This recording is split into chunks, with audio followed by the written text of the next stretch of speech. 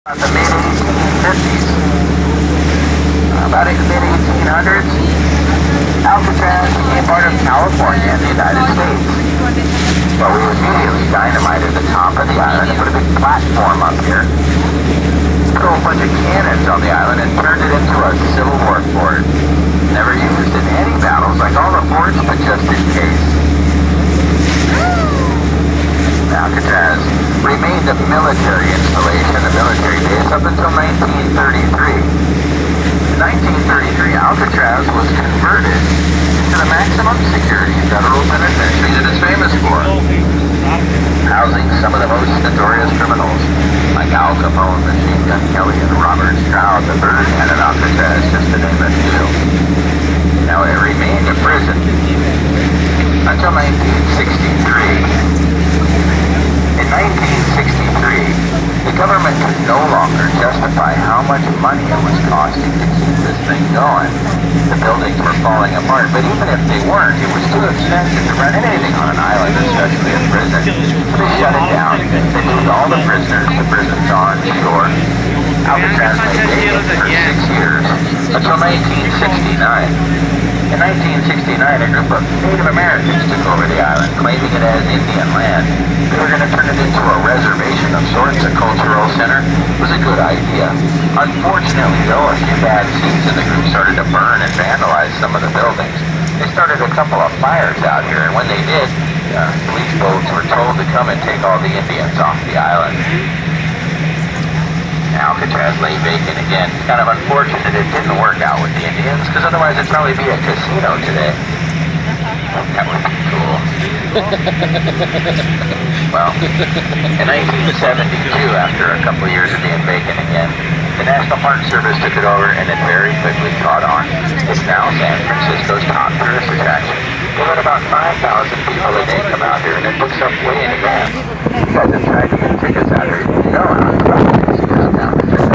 over 30 days in advance right now. That's crazy. I planned this before you went to vacation. Well, the next best thing is to go over to the island and tell them about the buildings. The 4-story building on the end of the island, that was the carpentry shop. And this building, and the table that's in the distance there, that was the laundry facility. If you were a prisoner on Alcatraz, you spent 23 hours a day in your 6-foot by 10-foot cell. 1 hour in the recreation yard to stretch out, unless you had a job or chore to do on the island. If you worked in the carpentry shop, the laundry facility, the bakery, the library, you got an extra 6 hours out of your cell. You could see how it would benefit you to have something to do. The smokestack there, that's the power generating plant that generated all the electricity on the island and ran all the stuff that they needed for power. Still today, the only way they have power out here are really diesel generators and a few solar panels. They also had to bring fresh water out, back then and today. Water tower at the top of the island. No freshwater source on the island. The 3-story building that says Indian land on it, that was the island's bakery. It was said of Alcatraz that they kept the prisoners very well fed.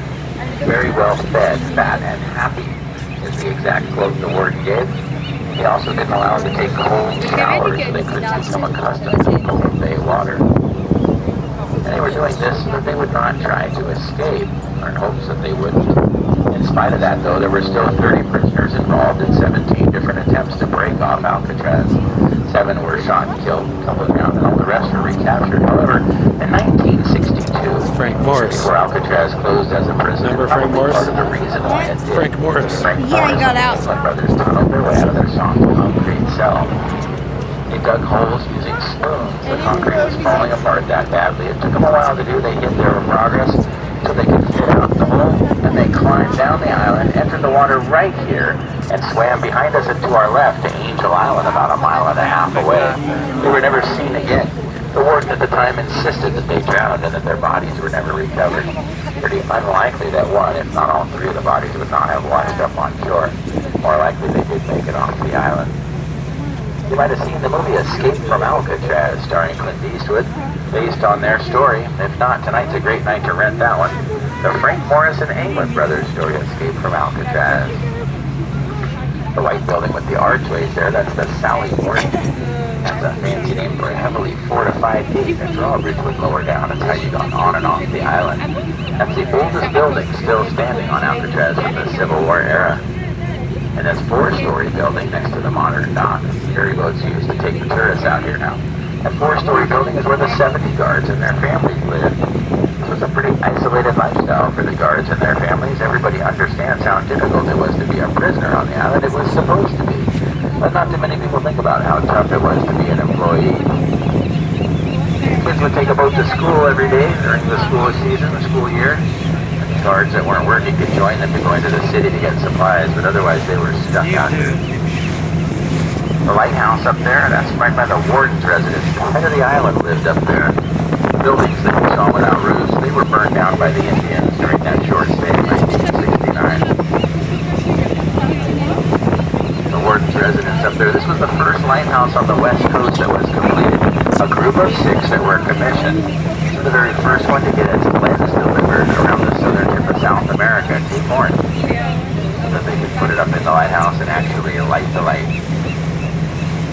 Alright, well I know we covered a great deal about Alcatraz in a short period of time. That's bound to happen on a 1-hour cruise.